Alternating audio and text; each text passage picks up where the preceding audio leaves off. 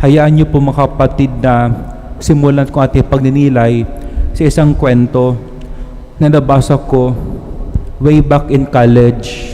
Dito pala sa Christ the King, ng college kami, yung building nasa to my right. So I read this story 20 years ago sa isa pong libro. Hindi ko siya makakalimutan kahit matagal na because it made a huge impact to my life. It's a true story ng isang Japanese Catholic priest kung paano niya nakilala si Jesus sa buhay niya. And take note, he was not a Christian before. Siya po kasi isang Japanese soldier during World War II, 1940s.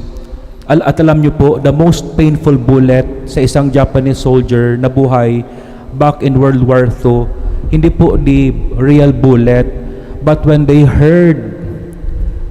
received the news that the Japanese emperor surrendered on September 2, 1945. Noong panahon, when you disseminate an information, wala pa that time na internet, that time you can hear the news through radio o yung helicopter will throw pamphlets to mountains and then mababasa ng mga Japanese soldiers at nabasa nila, nakalagay doon, leave your position, stop fighting, and surrender your arms, yung armas. Sabi niya, the moment he read the order from their officer, something died in him immediately. Kahit naglalakad daw siya sa kalsada, gumagalaw ang kanyang mga paa, katawan, pero sa loob niya patay na siya. Bakit pala? For two reasons. Kasi hindi niya matanggap na nag-surrender ang Japan. Kasi it's total against their pride and honor. For them, their honor is life for them. So when an honor is broken, as if life is broken. Pangalawa, malakas kasi ang kanilang loyal sa kanilang emperor kasi they look at their emperor like a god. So di nila ito kaya sikmurain. So kaya sabi one time, he was so despairing, naglalakad siya sa kalsada, he really want to die, pero sa sobrang gutom, he collapsed. Pero doon sa building na yon, pagising niya, ang napasukan niya pala ay simbahang Katoliko. Inalagaan siya, ginamot, hindi siya trinato na kalaban, kundi kaibigan, and that's the start na kanyang journey. As sabi niya, the most important part of his journey is to discover who is really the true God, and that's Jesus. Kasi yung naging kanyang source ng despair, yung Japanese emperor, how come a God will surrender? Sabi niya kasi, a true God must not surrender. Tama nga. Because itong si Jesus never surrender on us. Though we are sinful, He will continue to be our rescuer.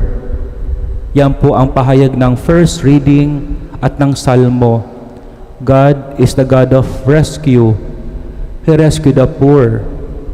And being a God, itong Diyos na ating sinasampalatayaan, wala siyang pinipili kung sino kanyang iligtas.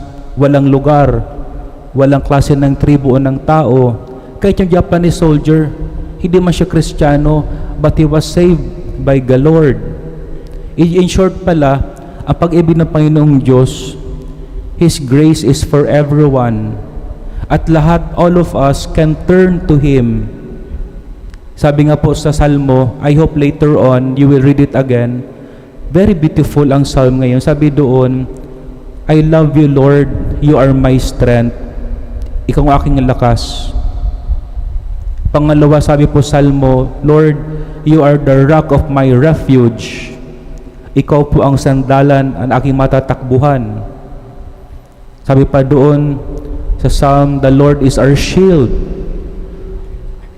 Diba sa battle, kailangan may shield kasi that will protect you from the blows. Sabi pa sa Salmo, the Lord is your deliverer. Pag sinabing deliverer, to bring us out from a bad situation. And last, sabi po sa Salmo, the Lord is our fortress. Parang malakas na bakod para yung kalaban natin hindi kagad makapasok. And for the Japanese soldier who became Catholic priest, God showed Himself, Him saving power by leading him to enter the building, which is the Catholic Church. Tayo di po mga kapatid, perhaps, or in our own situation right now, in our own homes and condition, some of us we have our own experiences of being beaten and wounded by life. Pero maganda itong mga pagbasa ngayon because the readings for today is providing once again reasons to hope. Yan ang laging sinasabi ni Pope Benedict XVI. Dapat daw ang simbahan, the Bible, the Church will always provide people reasons to hope. At ang mapagbasa ngayon is giving us reasons to hope and reasons to hold on to our faith. And it's good to be reminded kasi many times bilang tao, nakakalimot tayo. It's good to be reminded that God alone is our strength, that He is the rock of our refuge, and He is our shield.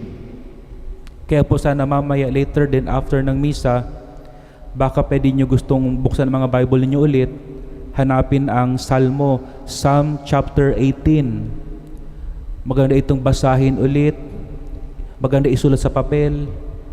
Pakasulat sa papel, you can do two things. Idikit sa pader para the whole day and the coming weeks you can read it over and over again.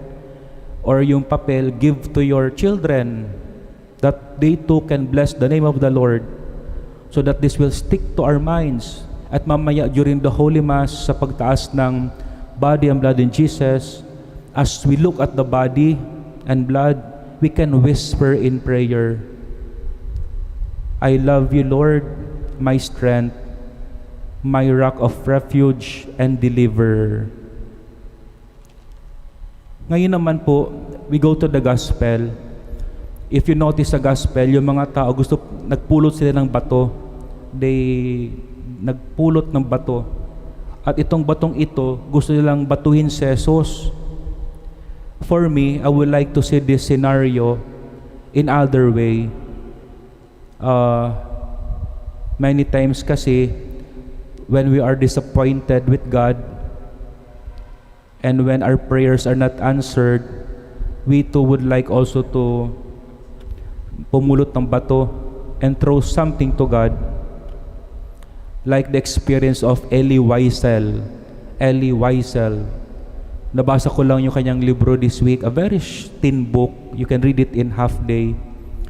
Ang title ay The Night. It was published 1956.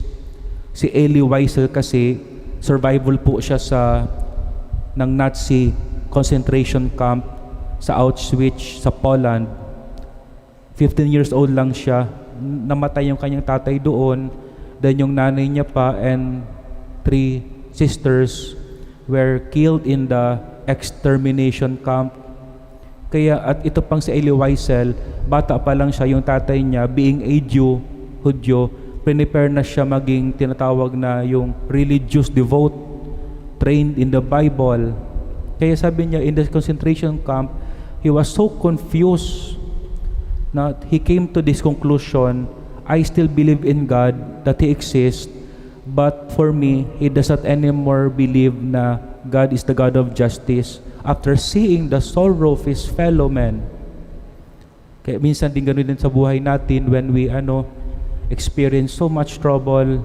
Minsan we want to throw something to God. We want to complain. We throw our groaning.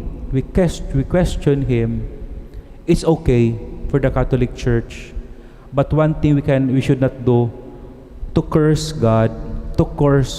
Never curse God. Yan po ang ginawa ni Job. He complained in his suffering. He groaned. Naghimutok din siya.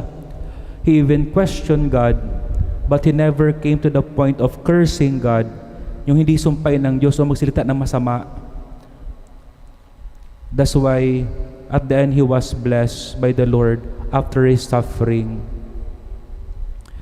Asana din, We should not throw our faith. So first, we should not throw curse to God. Pangalawa, in the middle of suffering, do not throw away our faith from Jesus. Especially when we are discouraged and facing problems, or when our prayers are not answered according to the time we expect it to happen. Instead of throwing stone to Jesus, the invitation to us is to, in the middle of the problem, we throw ourselves to God all the more. We throw ourselves. Naalala ko yung may mga alagang aso, natutuwa ako pag pupunta ka sa mga park ngayon sa Manila o sa mga mall, pwede magdala ng aso na eh. Pag tinatawag na ng may-ari, yung aso will jump to the owner, will jump. O nakita ng mga baby, mga 2-year-old, pag tinatawag ng tatay o nanay, yung baby tatakbo and jump himself to the father. A beautiful experience to see. Gawin din po ang tawag sa atin, instead of throwing away our faith in the middle of problem or throwing bad words to God, we throw ourselves because He is our rescuer. Pero minsan, we don't want to throw ourselves. Ang Diyos na mismo will throw us to Himself. Gaya na nangyari po doon sa buhay ng Japanese soldier. God can do impossible things to throw us to Himself. But at the end, whatever happens to us, continue to bless the name of the Lord. And I would like to leave you yung eulogy po ng yung tatay ni John Catherine C. Di ba siya yung apo ni Henry C. who died March 18? Gusto ko basahan kayo na kanyang short clip ng kanyang eulogy sa kanyang anak. Sayang, ito palang si John Catherine C. ikakasal na sana ng April 9. But she got sick. Sabi ng kanyang tatay, bago daw i-intubate si John Catherine, nabigyan siya ng pagkataon ng Diyos na makausap siya sa huling sandali. And John Catherine said she was ready to meet Jesus. And John Catherine gave them, the family, a double thumbs up. Sabi ni John Catherine, pointing to the sky, with Jesus. Pero along the eulogy ni Henry C. Jr., sabi niya, I still cannot understand why the Lord took her home at this point in her young life. But sabi ni Henry C. Jr., but for these past days, God sent me a message to trust Him with all my heart and not to lean on my own understanding, but in everything and all my ways to acknowledge Him. And he closed his eulogy with these words, He gives, He takes. My heart will choose to say, Lord, blessed be your name. Job chapter 1, verse 21. God bless everyone.